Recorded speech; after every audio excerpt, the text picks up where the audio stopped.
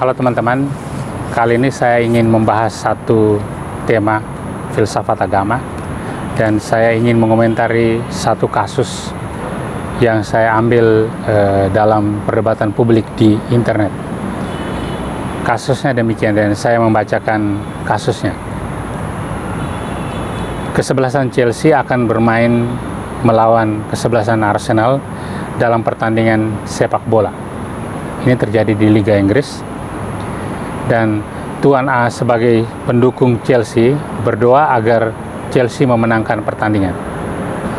Sementara Tuan B sebagai pendukung Arsenal juga berdoa supaya Tuhan memenangkan Arsenal.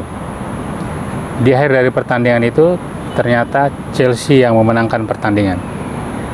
Pertanyaan yang diajukan adalah, mengapa Tuan A selaku pendukung Chelsea itu doanya dikabulkan karena Chelsea memenangkan pertandingan dan bukan doanya Tuan B? Baik teman-teman, menurut kalian apakah ada sesuatu yang aneh atau tidak di dalam kasus yang diberikan? Jadi kesannya seakan-akan Chelsea memenangkan pertandingan itu karena doanya Tuan A dan doa Tuan A itu dikabulkan.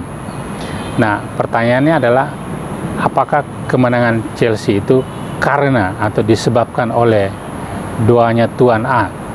Dan apakah Tuhan memang lebih mendengarkan doanya Tuan A dibandingkan dengan Tuan B?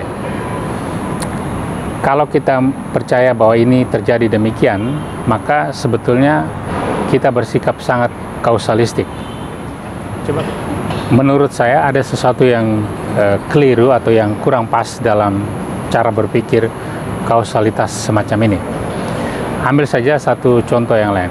Andaikan misalnya saya berdoa supaya seseorang atau sebuah keluarga atau suatu komunitas itu dihukum atau dilaknat oleh Tuhan, dan saya meminta supaya Tuhan mengirimkan tulah atau mengirimkan wabah dan bencana kepada mereka. Bahwa kemudian terjadi seseorang atau sebuah keluarga atau suatu komunitas itu menderita atau mengalami musibah. Apakah memang itu terjadi atau musibah atau penderitaan itu terjadi karena doa saya? Jika kita berpikiran demikian, sebetulnya kita dapat menyoal atau mempersoalkan Tuhan seperti apakah itu. Jadi ini sangat berhubungan dengan konsepsi kita mengenai Tuhan.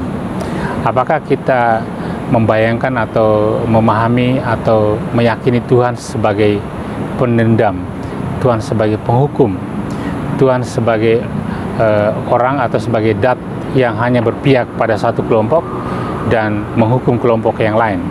Nah, ini ada masalah filosofis yang kalau kita tidak clear kan, justru ini menjadi menjadi sumber serangan bagi mereka yang tidak percaya pada Tuhan.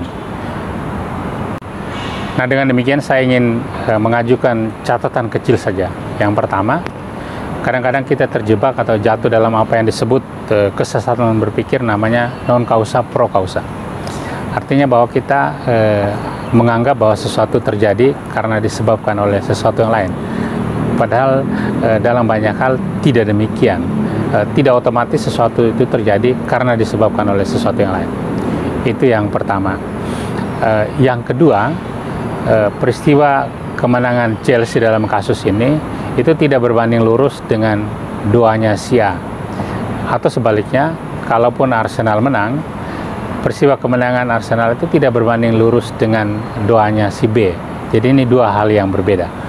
Nah, dengan demikian tantangan kita adalah kita merumuskan atau memikirkan ulang tentang esensi atau hakikat doa itu sendiri. Apakah kita berdoa kepada Tuhan sebagai orang beragama itu untuk meminta agar sesuatu dikabulkan, dan apakah sesuatu itu terjadi karena doa kita sungguh-sungguh dikabulkan oleh Tuhan, atau kita memiliki alasan yang lebih mendalam mengapa kita berdoa kepada Tuhan? Dan ini saya kira sebagai orang beragama kita harus menemukan jawaban yang lebih mendalam dari sekedar bersembunyi di dalam pikiran mengenai kausalitas. Teman-teman, mungkin harus dikatakan bahwa sebagian besar dari kita atau sebagian dari kita memang memahami doa seperti itu, bahwa kalau saya berdoa dan meminta sesuatu pada Tuhan dan kemudian terjadi seperti yang saya mintakan, maka saya memahami atau meyakini bahwa itu karena doa saya dikabulkan. Nah, perimbangannya seperti yang tadi saya katakan, bagaimana kalau kita meminta Tuhan mengutuk seseorang atau sesuatu dan penderitaan terjadi, apakah itu karena hukuman Tuhan? Nah, ini persoalan filosofis.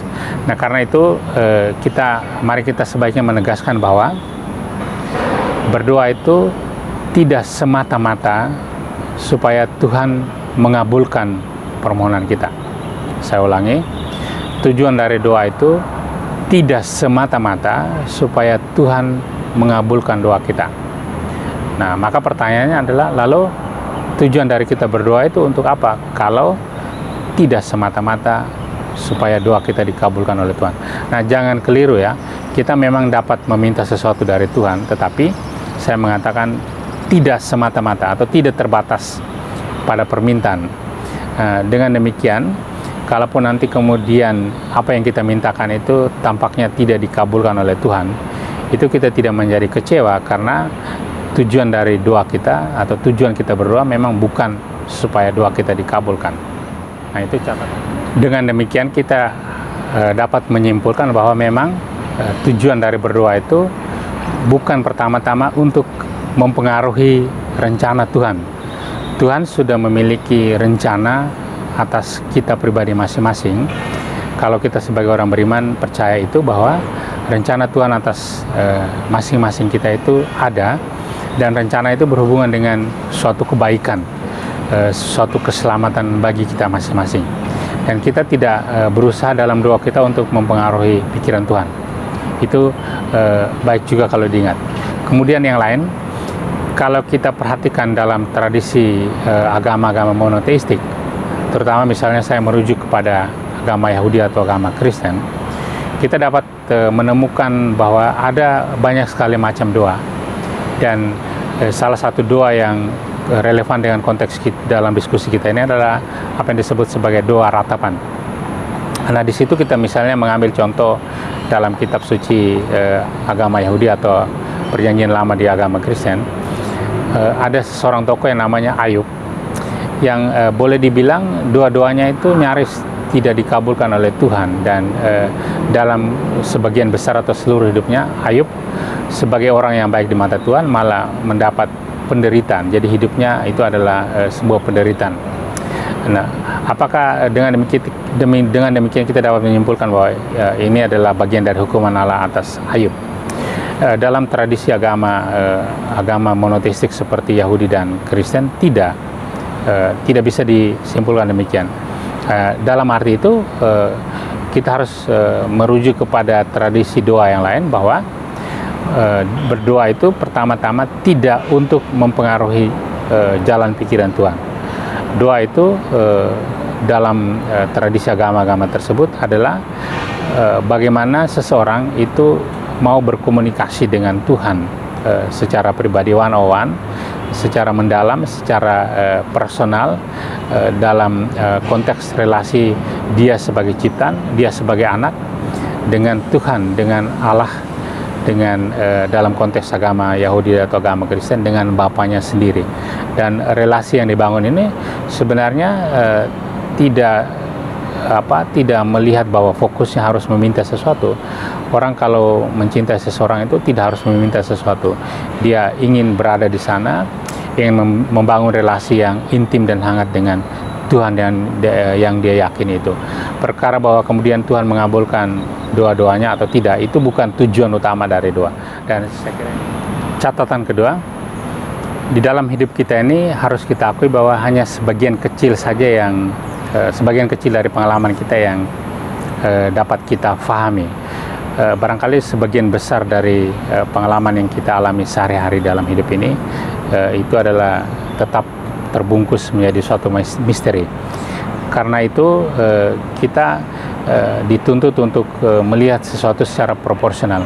Mungkin baik juga sebagai orang yang beriman, dan untuk menumbuhkan keyakinan kita boleh-boleh saja sih mengatakan bahwa doa saya dikabulkan karena saya meminta sesuatu dan sesuatu itu terjadi. Boleh-boleh saja sebagai apa ya, sebagai suatu afirmasi, suatu dalam tanda petik hiburan rohani yang dapat kita alami.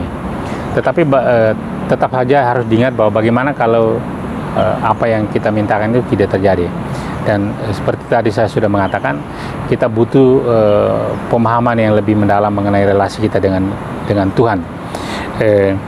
Karena itu saya ingin mengatakan tadi bahwa dalam hidup ini ada lebih besar atau sebagian besar dari sisi kehidupan kita itu yang tidak bisa kita pahami, dan di situ karena itu kita dituntut untuk lebih rendah hati, lebih menyerahkan diri semuanya pada penyelenggaraan Tuhan kalau kita orang beragama, dan biarkan saja Tuhan itu berkarya dan mempengaruhi hidup kita tanpa kita berusaha untuk mempengaruhi jalan pikiran Tuhan. Dan saya kira ini juga satu jawaban yang dapat kita berikan terhadap kasus doa Tuan A dan Tuan B yang saya kemukakan di awal tadi. Itu kan. Catatan ketiga ini saya merujuk pada apa yang disebut sebagai teori kebetulan atau teori peluang. Jadi mari kita anggap bahwa dalam pertandingan antara kesebelasan Chelsea dan Arsenal itu kedua kesebelasan menurunkan pemain terbaik. Mereka juga dilatih oleh pelatih terbaik dan mereka didukung oleh infrastruktur tim terbaik. Nah, kalau tim-tim terbaik ini sudah turun main dan performance atau kinerja mereka juga sudah luar biasa, maka pada akhirnya kita dapat mengatakan bahwa sebetulnya yang menang itu hanya karena keberuntungan, dan keberuntungan itu bisa macam-macam. Bisa karena pengaruh wasit, bisa karena untuk saat-saat sekarang ini kan orang banyak yang kritik mengenai teknologi VAR gitu ya, bisa juga karena pengaruh VAR atau aspek-aspek lain yang masuk ke dalam keberuntungan. Jadi dengan kata lain saya ingin mengatakan bahwa kita sudah siap, kita sudah memberikan yang terbaik, tetapi pada akhirnya yang kita harapkan itu tidak terjadi, sementara lawan kita atau kompetitor kita juga telah memberikan yang terbaik dan keberuntungan lebih berpihak pada dia. Maka hal yang dapat kita katakan dan itu masuk akal dapat diterima adalah sesuatu keberuntungan telah terjadi dan telah berpihak pada tim lain, pada orang lain, dan bukan pada kita. Dan dalam konteks itu tidak tertutup kemungkinan bahwa dalam perputaran waktu keberuntungan berpihak kepada kita dan tidak berpihak pada orang lain. Memang argumentasi ini bagi orang beragama kelihatannya sulit diterima karena orang mengatakan bahwa rencana Tuhan itu akan berpihak pada orang yang beriman. Oke, fine, itu boleh dikemukakan demikian, tetapi dalam hasanah filsafat kita harus mengatakan sesuatu yang masuk akal, sesuatu yang dapat diterima oleh akal. Dan menurut saya aspek keberuntungan atau teori peluang ini dapat memberikan penjelasan mengapa dalam pertandingan antara Chelsea dan Arsenal seperti kasus yang dikemukakan di awal itu Chelsea memenangkan pertandingan itu kan. Baik teman-teman, ini kurang lebih komentar saya mengenai kasus yang saya kemukakan. Jadi kalau Anda rekan-rekan memiliki pemahaman yang lain atau memiliki cara pandang yang lain, silakan membantu saya untuk merefleksikan ini secara lebih mendalam dengan mengemukakan kritik atau saran atau komentar Anda di kolom yang tersedia di video ini.